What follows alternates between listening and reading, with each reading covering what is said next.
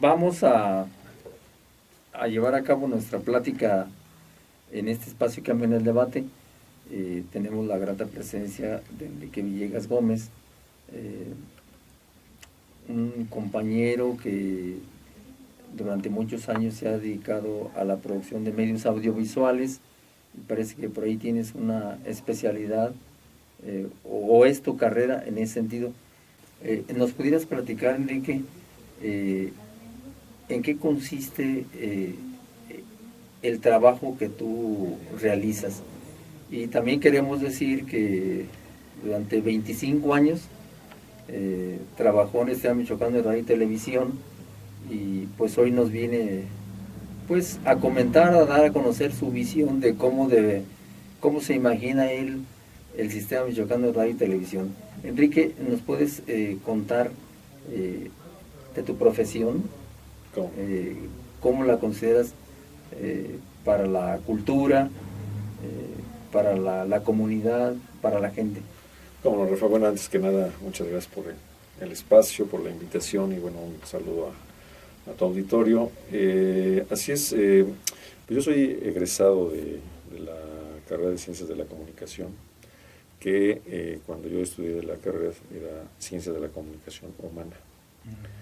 Esto lo remarco porque como que se ha perdido un poco esta parte de lo claro. humano, ¿no? Soy egresado de la Universidad Autónoma Metropolitana en México, la Unidad Xochimilco, y desde ese entonces me llamó mucho la atención el poder contribuir sobre todo en el ámbito de la cultura, de la educación.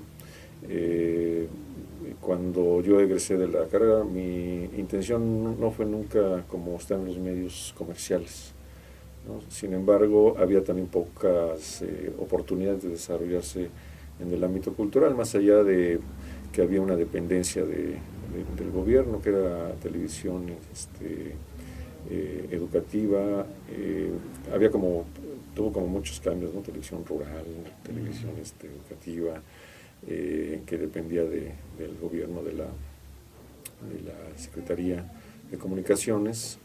Y en ese entonces, digamos en el 84, 85, se empieza a dar como un auge de la creación de sistemas de radio y televisión, en ese entonces llamados de Estado, o gubernamentales, o regionales. O sea, tenía como muchas acepciones.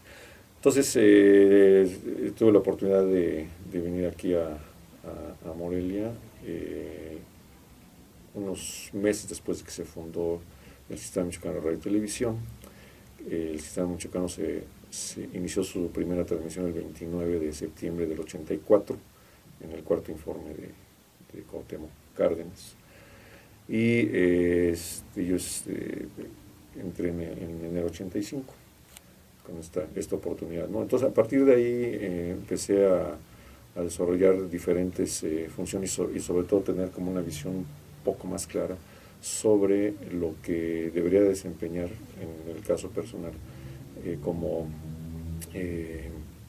actor dentro de los medios. Porque bueno, en ese entonces todavía no era como productor, ¿no? Empezamos desde abajo. A pesar de haber terminado la carrera, yo creo que algo importante es como conocer cada una de las áreas, conocer cada uno de los aspectos que integran la radio y la televisión, y yo me enfoqué más hacia la parte de la televisión, más de la parte Y ahí, audiovisual. Enrique, hay en este espacio, aun cuando sabemos que es un espacio, este sistema, que depende del gobierno del Estado, sí existe esa libertad para que la creatividad y la imaginación de quienes allí están se cumpla.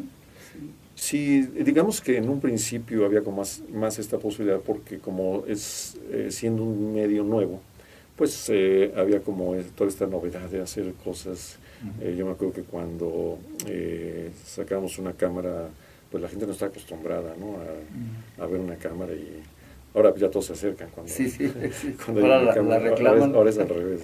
Sí, y entonces había como esta oportunidad porque en ese entonces, en esas fechas era como, a pesar de que había una idea muy clara de lo que era la radio y la televisión en ese entonces, educativa y cultural, se le llamaba también.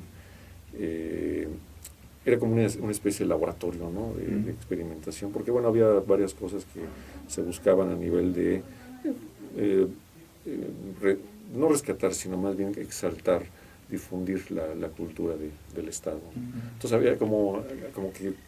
era una apertura interesante. Era una apertura, ¿no? Interesante porque venía mucha gente de México, ¿no?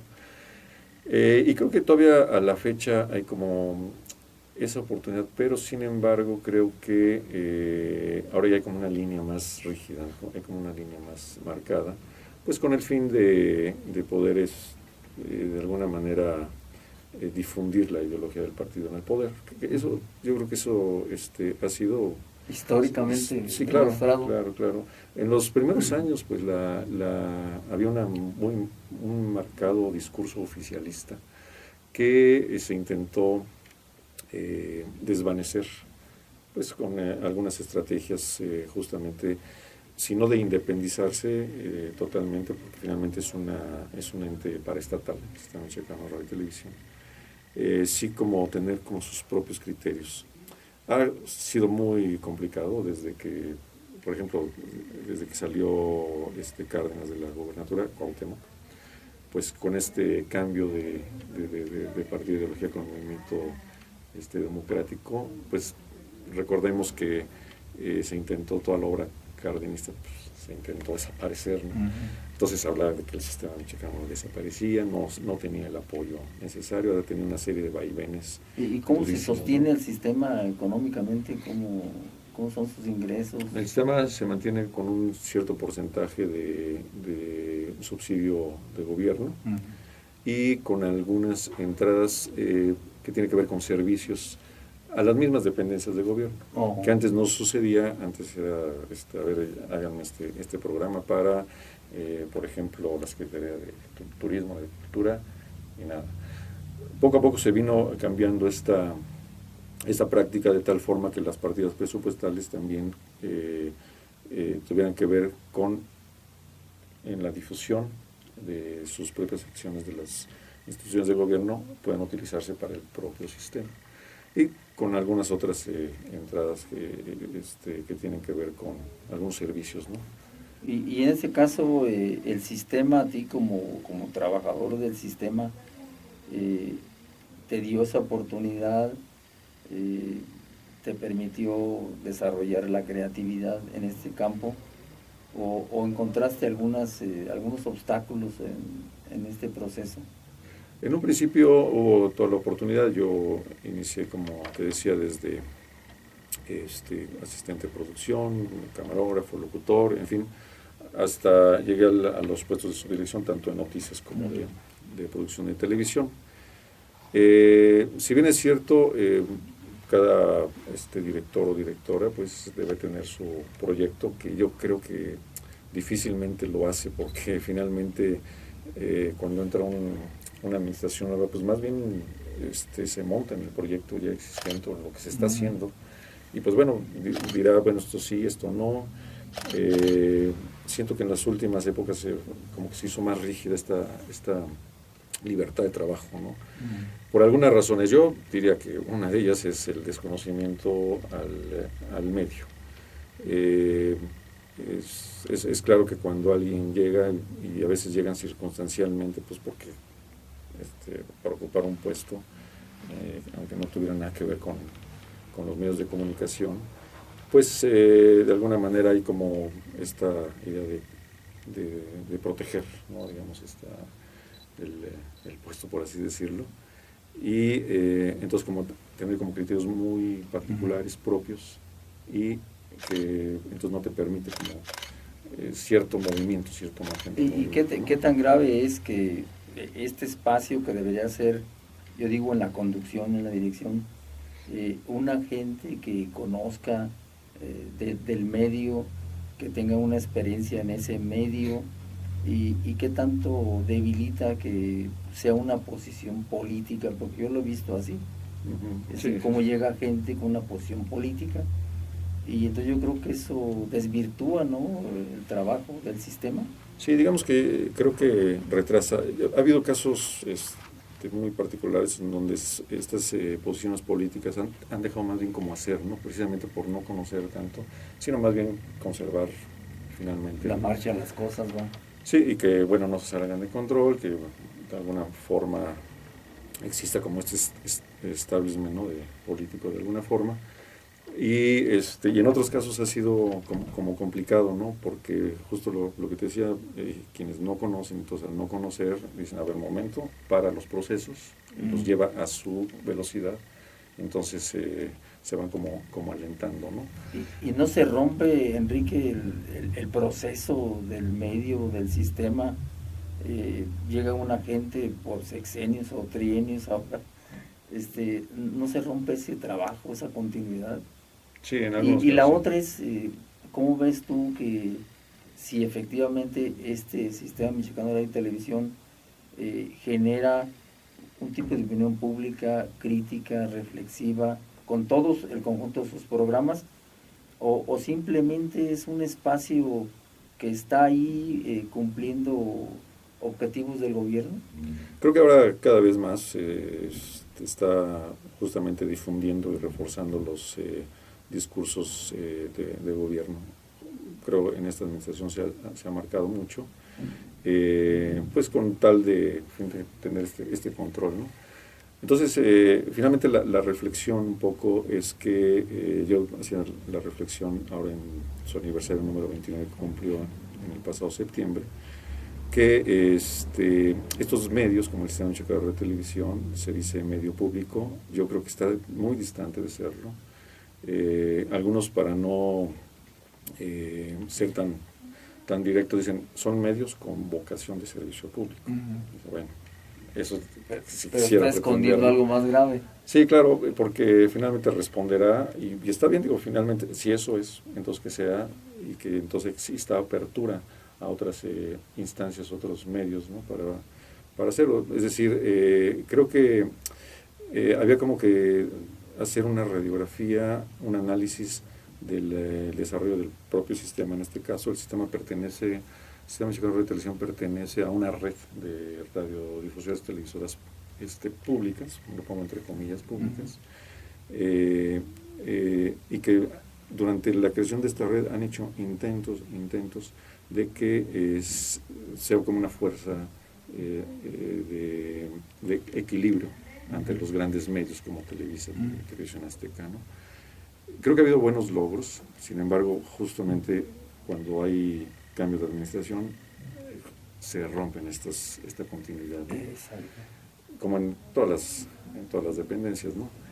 Y lo grave es que de pronto como que se pretende que se está descubriendo el hilo negro cuando ya hay muchas cosas que se han experimentado, que se han hecho, y en todo caso yo creo que lo más valioso tendría que ser rescatar lo bueno que se ha venido haciendo, ¿no?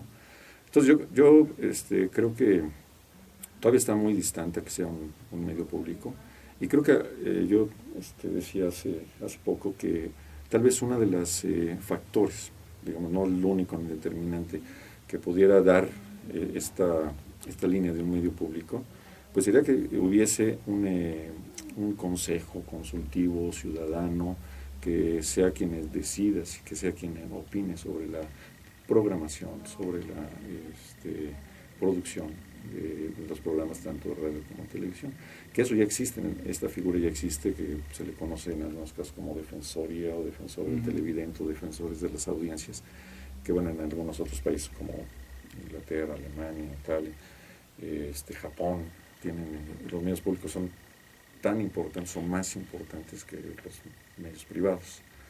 Entonces, creo que está en ese sentido distante que el Sistema Mexicano de Radio y Televisión sea un medio público, como dice la radio, la tele de todos, porque creo que en ese sentido los esquemas tienen que cambiar. O sea, yo veo que se sigue teniendo un modelo de producción, tanto en radio como en televisión, pues de hace 20 años, cuando la tecnología nos está diciendo que los discursos y los contenidos tienen que ser diferentes. En este caso, Enrique, ¿qué tan importante fuese desde el punto de vista legal, jurídico, que hubiera esta figura que tú estás planteando para ciudadanizar exactamente ese sistema? Pero ¿qué tan importante es un planteamiento, un proyecto de autonomía del mismo sistema.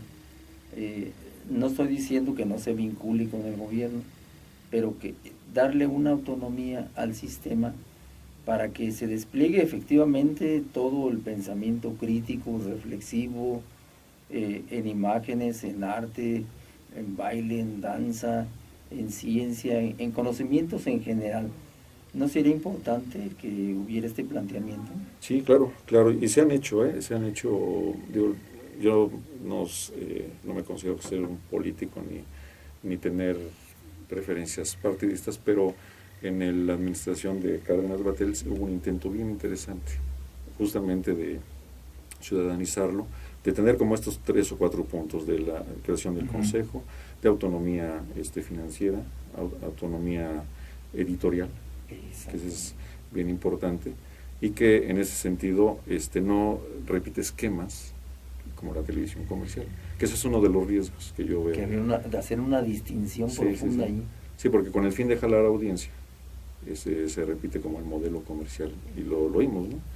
Y escuchemos la radio y lo vemos, y entonces, y de pronto... Y lo sentimos. Y lo sentimos, y cosas, y algo peligroso que yo la otra vez estuve viendo, un espacio de un programa, creo yo, pagado por la iglesia. Entonces a mí me parece algo grave, porque entonces se le da cabida a estos grupos, se le puede dar cabida a cualquier otro, ¿no? Entonces es una cuestión de reflexionar, analizar realmente si un medio como el Sistema Mexicano de Radio y Televisión va por el camino hacia realmente querer ser un medio público, o únicamente en esta administración pues pasará y le deja la bolita al que sigue, que viene un problema gravísimo, que es la digitalización. Y hay un problema muy grave que mencionas en ese sentido, porque como Estado, y ahora que se califica como laico, es decir, hay una violentación incluso de la misma Constitución, tanto estatal como federal, en cuanto a la laicidad. Yo no estoy diciendo que no haya espacios, ¿verdad?, para dar cabida, dar oportunidad a una serie de visiones del mundo, de ideologías, en ese sentido, pero sí un espacio efectivamente en donde hay un principio fundamental que tenemos que cumplir, que es la laicidad. Ahí sí me parece que están cometiendo un grave error, ¿o cómo lo ves tú? Sí, por eso yo vi un programa, no sé si haya sido no solo o una serie, ¿no? Pero creo que sí había que un poco observar este tipo de comportamientos, ¿no? Precisamente con una idea como más clara de poder consolidar el medio como realmente. Tú Enrique, pudieras plantear un proyecto donde tú te imaginas, donde tú sueñas, porque así lo veo, de un sistema de Michoacán de radio y televisión distinto al actual, donde caminara por otras vías, con otras perspectivas culturales, más en el rescate de construir una opinión pública vigilante, de construir un ciudadano más responsable en los asuntos cotidianos, asuntos importantes para Michoacán? Pues tanto como plantea, yo creo que es una visión conjunta que yo creo que tiene que ver con varias instancias y varios actores. Entre ellos, como te decía, puede ser los propios ciudadanos, académicos, catedráticos, padres, madres de familia, los propios trabajadores que tienen una experiencia inmensa en lo que hacen, y ahí sí mis respetos, y que pudieran contribuir, ¿no?, a formar una especie como de consejo, en donde consejo ciudadano, que opine justamente sobre los programas y sobre las producciones, de acuerdo a los recursos que se tienen, porque sabemos que los recursos nunca alcanzan ni alcanzarán, ¿no? Pero se puede hacer. Pues una posición muy clara culturalmente. Así es. En defensa pues de nuestras tradiciones, de nuestra cultura. Sabemos que nuestra cultura pues es española, es negra, pero es indígena también.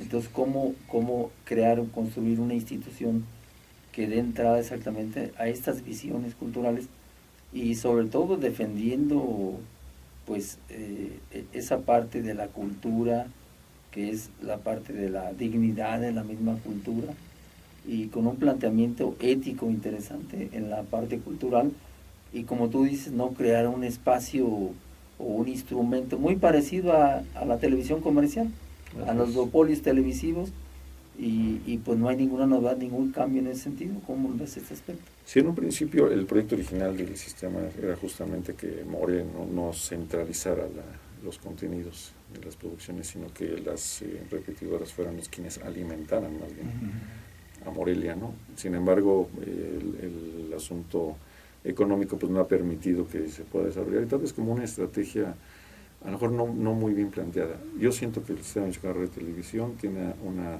oportunidad muy interesante si se plantea realmente como un medio educativo y cultural. Exacto. ¿Sí? Y ni siquiera buscar como jalar fondos del mismo Estado, porque no los hay. Pero a nivel internacional creo que podría ser cosas muy interesantes si realmente se plantea como tal, ¿no? Enrique, pues el tema es muy importante, muy interesante, y yo te invito para que en una próxima ocasión platiquemos del papel que hoy deben jugar los medios de comunicación, toda esa problemática de los lenguajes, de las visiones del mundo, y cómo se convierten hoy día en unos medios de ocultamiento de la verdad, de manipulación sobre la gente. Incluso hay investigadores que llegan a afirmar de un terrorismo mediático profundo. ¿Te parece que sea el próximo tema para discutirlo? ¿Cómo no, Rafa? Claro que sí. Esperamos que la vida nos alcance. No, claro que sí. Muy bien. Gracias, Enrique, por estar aquí. Sí. Contrario. Gracias.